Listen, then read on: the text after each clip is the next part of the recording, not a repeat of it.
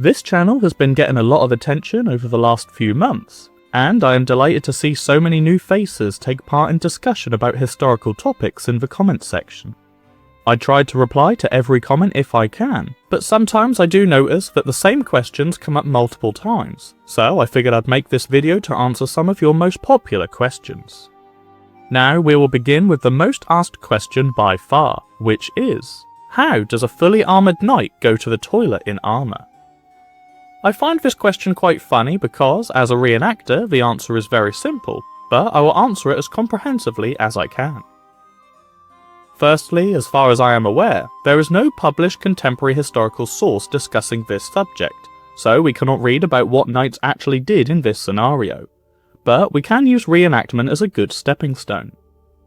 The obvious answer is, you go to the toilet before you begin donning your armour. The analogy I like to use is, how do surfers go to the toilet in their wetsuits? Evidently, they make sure they go before or wait until after. During combat, a knight typically wouldn't fight for very long on the front lines, and fighting in full armour is exhausting even after a short period of time, even for the fittest and best trained of knights. During a battle in the high or late medieval period, a knight would be accompanied by his personal guard, a retinue of squires, valets d'armes, maybe custodiers and men-at-arms. So, when the knight was getting tired, his retinue could protect him as he fell back, allowing another soldier to take his place on the front line so that he can take a break, maybe drink some water, and perhaps go to the toilet if he needed to and had time to do so. Of course, a battle can always be very volatile and change rapidly, so a knight cannot always guarantee he's going to be able to remove himself safely from the arena of combat. If a knight truly needed to use the bathroom but he was fighting for his life, then it wasn't considered an unchivalric thing to soil yourself. If your life is at risk, it is a small price to pay to continue the fight and survive. Once the fight is over, the squire would just be given the rather awful job of cleaning the knight's armour after him. Indeed, we do have contemporary sources which have written about this, most notably during the Harfleur campaign of 1415. Where the English famously let open the back of their breeches, since dysentery had been spreading throughout the English army after the siege of Harfleur. However, it is important to note that the English soldiers who contracted dysentery were sent home or back to Harfleur. They did not embark on the journey to Agincourt. Any English soldier who contracted dysentery was seen as a liability which King Henry V was not prepared to take the risk on, so he ordered the sick individuals, around 1,000 to 2,000 of which, to go back home, ensuring that all the troops who did take part in the Battle of Agincourt were fit and healthy to do so. There are also some armour configurations that did allow for going to the toilet without having to remove your armour. These configurations are generally called demi-harnesses, and tended to include a cuirass, mail and a helmet. Sometimes gauntlets and an arm harness would also be added, perhaps with a light shoulder protection such as spolders as well, but would often not include a leg harness. The issue with the leg harness is that it's one of the first pieces of armour that you would wear, and you lace it onto your body via an arming doubler or lendenier, which is like a wide load-bearing belt. Once you put on your cuirass, the laces are now no longer easily accessible and adjusting your leg harness is very difficult. So it would be a timely process to undo your leg harness, remove it, go to the toilet, and then put it all back on again. It would also be a two-man job, so a squire would also need to be readily available to assist you in both removing the leg harness and putting it back on. A demi-harness was not worn so that the knight could go to the toilet. Instead, it was worn as a lighter configuration of armour, with the knight judging what he was prepared to forego in terms of protection, in favour for greater mobility and faster speed. The second most common question I received, or should I say misconception, is that a knight's armour would take hours to put on. This is most definitely not true. Perhaps in the future I could post an unedited video showing the full armouring process from one of my reenactor friends, but for now I will answer this query the best I can. Of course, there are hundreds of configurations of wearing full plate armour, and different components can take longer to put on than others. For example, wearing a sallet is easy. You just plonk it on your head. But wearing a great bassinet can be a timely process, taking up to a few minutes. as it is vital to get it just right so it is comfortable and functional for the wearer, as the knight cannot adjust it himself if it is not right. Generally, it takes about 20 to 30 minutes to fully armour a knight head to toe, more likely 20 minutes if the squire is well familiarised with the harness. The most time-consuming components are usually the leg harness, since the legs are likely the limbs that will be doing the most movement, so ensuring every strap is done up correctly is incredibly important. Having a lace or strap slip just a few millimeters during combat can cause unbearable pain to the wearer, and render the whole armour non-functional. The most common issue usually arises from the front of the greave digging into the top of the foot when the leg is compressed. Leg armour is often overlooked in historical reenactment because finding an armourer who can make a decent leg harness tends to be very expensive due to how made to measure everything has to be. And if anything goes wrong during the wearing process, then the discomfort can make you immobile. Cuirasses can also widely vary in terms of how long it takes to put on. Early 15th century breastplates are very easy to wear, especially if it is just the breastplate and no backplate. But even with a backplate and folds, they can still be quite straightforward. By the late 15th century, we tend to see more straps being added for a tighter, more figure-hugging fit. And the squire must ensure that every single strap is tightened just right so the wearer can still freely move around and his breathing is not restricted. During the 13th century, plate armour was still in its infancy, and mail was the main component of a knight's harness. By far the most time-consuming part for a 13th century knight was doing up the laces around the back of their chaussures, or leg armour.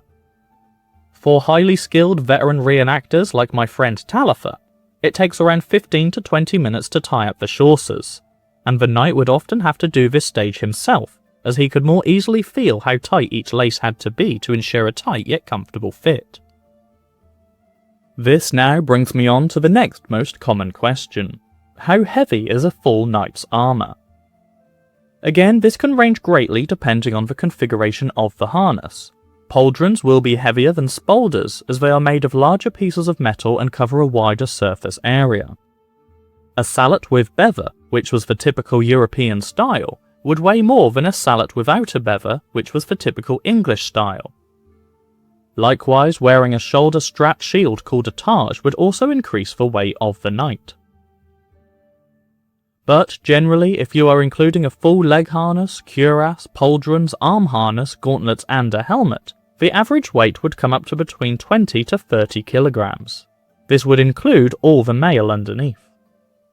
This may sound like a lot until you learn how the weight was evenly distributed on the body. Medieval armour was designed in a way that it takes advantage of a person's natural anchor points. The wearer's shoulders would bear the weight of the pauldrons. Whilst a portion of the weight of the cuirass would also be on the shoulders, the majority would actually be on the hips. A typical 15th century knightly cuirass was made in an hourglass shape, which mimicked the wearer's body shape. During the medieval period, an hourglass body was considered very manly and masculine. Tightening the straps along the side of the cuirass meant that the hips and natural waist of the wearer could comfortably take on the majority of the weight. Well-made greaves were also crafted in such a way that they would hug the top of the calf muscle at the back of the wearer's leg, and they shouldn't be sitting on the top of the foot at all. The greaves were also attached to the upper leg harness, or cuisse, via a strap or sometimes also a pin on the demi-greave, therefore suspending the greave almost weightlessly to ensure the bottom of the greave stays off the top of the foot. For the weapons, a typical poleaxe would often weigh between 3 to 4 kilograms, and an arming sword would usually weigh no more than 1.3 kilograms. Another question I received off the back of a recent Roman armouring episodes was, did the Roman centurions actually wear their helmet crests into battle? This is an interesting question because we have always pictured Roman centurions with the classic crested helmet, but in reality, these would certainly be a liability as an opponent could easily hook the crest and pull the head of a Roman, causing injury and risking the Roman centurion to break rank. As we are delving quite far back in history, it is quite difficult to get an accurate answer on this. The Roman writer Vegetius, in his military treatise De Re Militari, mentions that centurions were to be distinguished by their helmet crests so their troops could follow them. It is not clear if he means that the soldiers would follow the centurion into a battle situation, and his writings come much later, so this should be taken with a pinch of salt. Of course, Trajan's column also depicts centurions without crests.